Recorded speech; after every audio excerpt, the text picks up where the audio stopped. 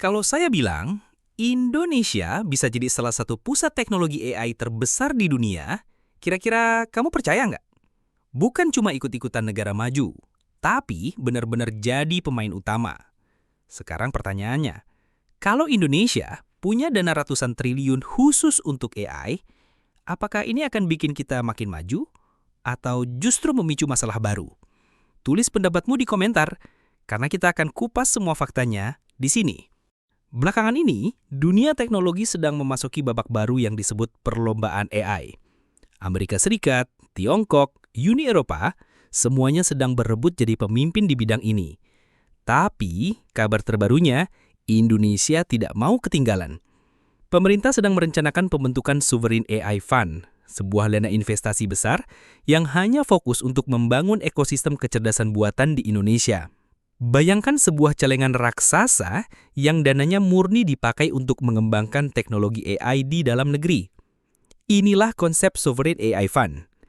Mirip seperti Sovereign Wealth Fund yang biasanya dipakai negara-negara kaya minyak seperti Norwegia atau Uni Emirat Arab untuk mengelola kekayaan mereka.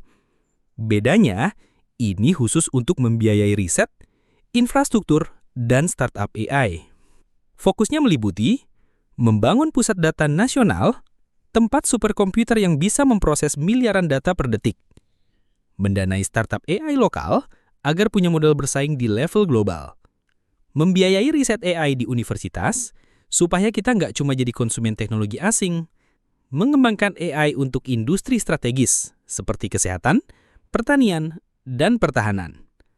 Menurut dokumen yang bocor ke media, pengelolaan Sovereign AI Fund ini akan dipegang oleh Danantara Indonesia dengan dukungan dari raksasa teknologi seperti Microsoft dan Nvidia.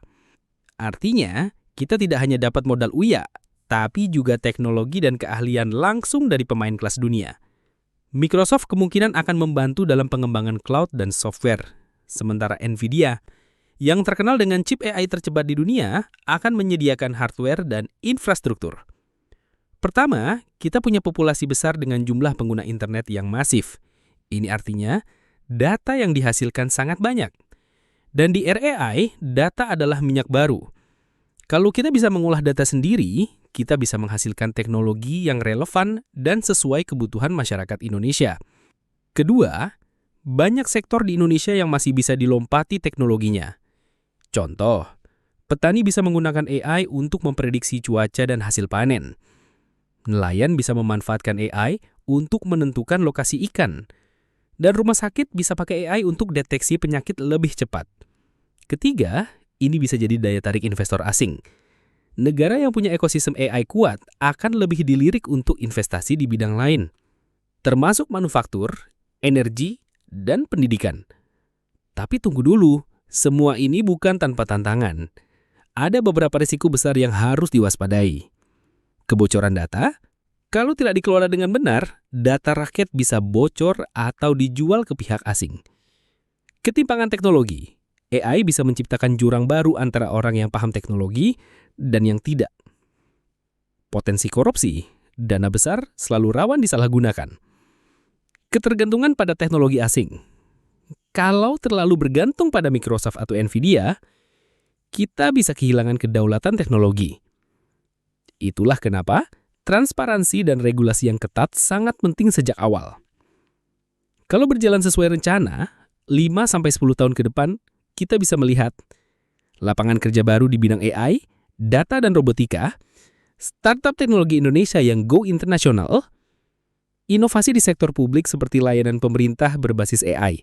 Tapi, kalau salah kelola, yang kita dapat justru pemborosan dana, ketergantungan pada pihak asing, dan teknologi yang tidak relevan untuk rakyat biasa. Jadi, apakah Sovereign AI Fund ini langkah berani atau cuma mimpi besar yang penuh resiko? Yang jelas, Indonesia sedang mencoba masuk ke panggung dunia teknologi dengan cara yang belum pernah dilakukan sebelumnya. Kalau kita bisa mengelolanya dengan jujur, transparan, dan tepat sasaran, ini bisa jadi salah satu titik balik terbesar dalam sejarah kita. Sekarang giliran kamu. Apakah menurut kamu Indonesia siap menjadi raksasa AI dunia? Tulis pendapatmu di kolom komentar. Dan jangan lupa subscribe untuk pembahasan tren dunia lainnya yang berdampak ke Indonesia.